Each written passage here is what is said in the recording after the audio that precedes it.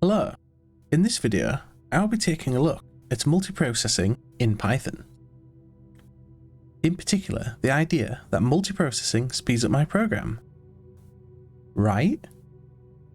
Introducing the multiprocessing pool, arguably the most useful class of Python multiprocessing.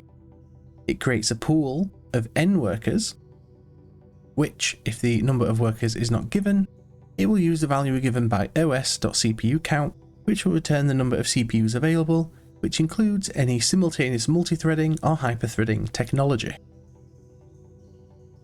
We can then go ahead and give each worker some tasks. And to give the workers in the pool some tasks, arguably the most useful function to do so is almost certainly starmap. You give it a function func, you give it an iterator of function arguments, which is a list of tuples, you give it a chunk size, and it will return an ordered list of all the results of the function call with the tuple arguments. So if we take a function like this, for example, so it's a very simple function, it takes in two values, x and n, and it will just repetitively do some work n times. In this particular case, x does not add any complexity to the function, only n. And so we can look what happens when we do two things. So first, when we use a native for loop, iterating over this function with an argument of n equals 10,256 times. We can then look what happens as well when we implement a multiprocessing pool and use the starmap to map the same arguments to call the function the same number of times. You can see that over the single core version on the left, the multiprocess version on the right does offer a speed improvement, with a total speed improvement of around 6 times faster, which is not the 8 times faster that you would expect by having 8 of these workers working on the task. And even more interestingly, as we change the complexity of the function by changing the value of n, speed increase becomes even less impressive, at only around 1.5 times faster. If we decrease the complexity of the function further by calling n equals 10, the comparison between the two shows something quite shocking, is that the multiprocessed version is around 5 times slower than the single core version. So looking at these results, we can compare the improvement a workload gets when using 8 cores over its single core performance for different levels of complexity in the function n. We see that only when the function has to do more work does the benefit of multiprocessing appear. So the horizontal line here is the single core performance. We see that only when the function has to do more work, so when the function complexity increases with this value n, does the benefit of multiprocessing appear. If the workload of a function is light, however, multiprocessing does not speed up executions of multiple function calls. In fact, it offers worse performance than the single core version. It won't ever reach the 8 times speed improvement, as the processing pool itself needs a thread to operate on in order to send and receive tasks from each worker. So perhaps we can improve this by changing the chunk size parameter. So going back to our original function, and now looking what happens when we process pool this with a different chunk size, we can see something very interesting. Again, in general, for light workloads, that is when the function doesn't do a lot of intensive tasks, there is no improvement over single core performance. In fact, it's worse. Once the workload increases, the speed improvement from multiprocessing becomes apparent. And regarding the number of chunks, if the number of chunks is 1, only one of the worker does any work, as it receives all of the work to do. Hence, there is no possibility for an improvement over single core performance. But due to the overhead required to send the worker all of the tasks, it is still worse than not using multiprocessing. As the chunk number increases, the performance worsens at first, as the increased number of chunks comes with an increase in overhead associated with sending the tasks out. However, at some point the overhead associated with the chunks fails to dominate, and the benefit of these multiple workers wins. And it also looks like 8 chunks for 8 processes spawned seems like the best. It achieves the highest performance over single core for the smallest function complexity. And so what's going on? So when a pool is created, in this example with 4 processes, it goes ahead and spawns 4 child processes. It also creates 3 queue objects, One is an internal task queue, which runs on the host process, and the other two are an in queue and an out queue. The in queue and out queue are relative to the child processes. They receive tasks from the in queue and send results back via the out queue. The queues, when handled by the pool in the host process, cannot be operated on simultaneously. So the task queue, in queue and out queue are limited by single core performance on the host thread. And so when you use starmap or any other functions as part of pool where you give it a big iterable list and a function to apply to that list, what it does, it breaks this list down into smaller sublists determined by the chunk size. These sublists are in order as given to the starmap. It then repeatedly sends these tasks to the workers. The workers then work on these tasks and produce a list of results, which it sends back in the out queue, while simultaneously receiving more work as part of the in queue. This process then repeats until the in queue has been exhausted of tasks and the workers have finished all their work and returned all of their results. So by default, starmap will block until it returns all the work back. Now going back to this plot, it looks like splitting the workload into 8 chunks is the best option.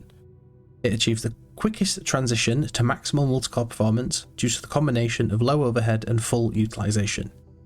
Here, all the tasks are the same complexity, and by splitting them into 8 chunks, each worker has to do the same amount of work and so finishes at the same time. Now looking into the implementation of the default chunk size, we can see that it uses the following formula. And so for processes equal 8 and large iterables, the number of chunks will be 4 times the number of processes. Is this a mistake? We've just seen that 8 chunks for 8 processes should be the best. Well, we can see why this might be by considering the following. What if the individual elements to iterate take a variable amount of time to complete? So whereas before we were calling starmap with our simple function, what happens if we replace our function with one which takes 2 arguments, n1 and n2, where both n1 and n2 increase the complexity of the function.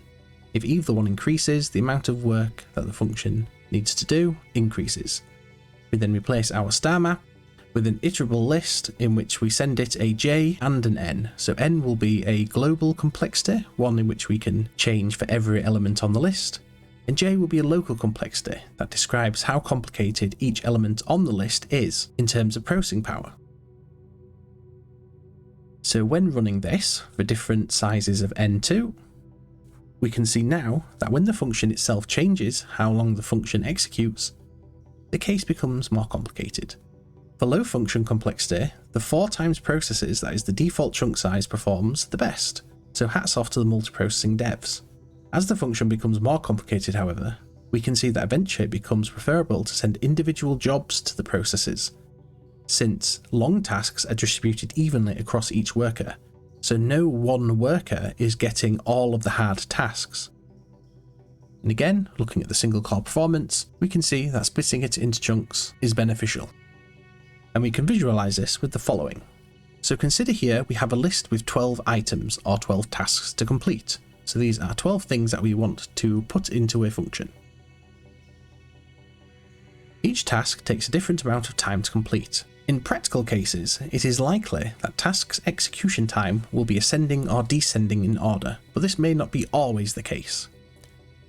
Now, if we choose a chunk size of 4, and we have 4 workers, we can see that each worker gets 3 items each. However, the items worker 4 receives are much more intensive than what workers 1, 2 and 3 receives. Likewise, the items worker 3 receives are much more intensive than what worker 1 and 2 receive, etc, etc.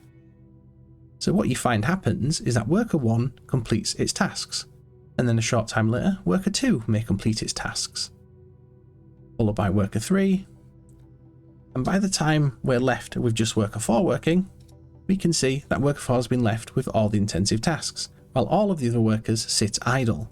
This is not good, as starmap waits for all of the tasks to finish from all of the workers before returning the result, so the program will block until worker 4 has completed. Even though we have 3 other workers that can accept tasks, worker 4 is still ploughing through the 3 tasks it was given. And so let's take another look at using a smaller chunk size. So we'll take our same list, again with the same increasing complexity, and we'll distribute those in single chunks. So we'll send single items to each worker. So you see at first, workers 1, 2, 3 and 4 each receive a piece of work.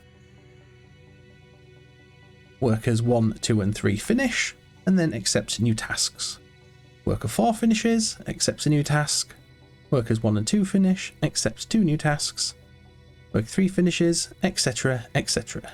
And this continues until we're left at the point where we still have the situation where one of the workers is still needing time to finish. However, it only has the one task to finish. So this particular implementation of starmap with this particular chunk size would perform better.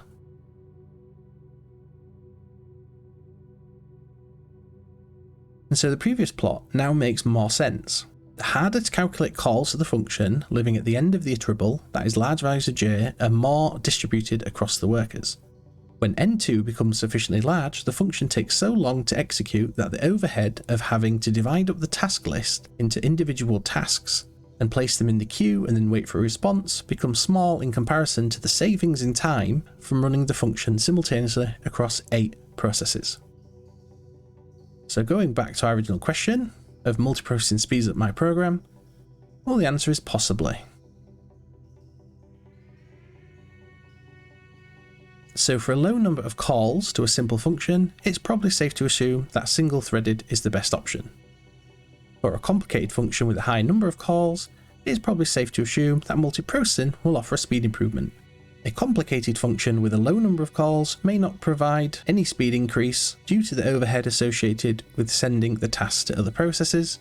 Likewise, a simple function may be so simple that the overhead of worker communication may not be beneficial. And so what have we learned from this? So we know that multiprocessing can offer a significant performance increase in single-threaded limited functions. Please note that if the function utilises libraries behind the scene with multi-core support, such as the SciPy library with a lot of their back-end functions, you are unlikely to benefit from multiprocessing. It's good for large numbers of complicated function calls that need to be done simultaneously.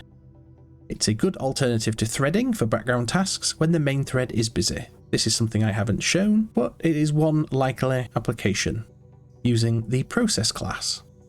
And most importantly, it does not always offer a performance boost. Just because it's multiprocessed does not mean that the program will run faster. There are certain costs associated with processes, setting them up and communication.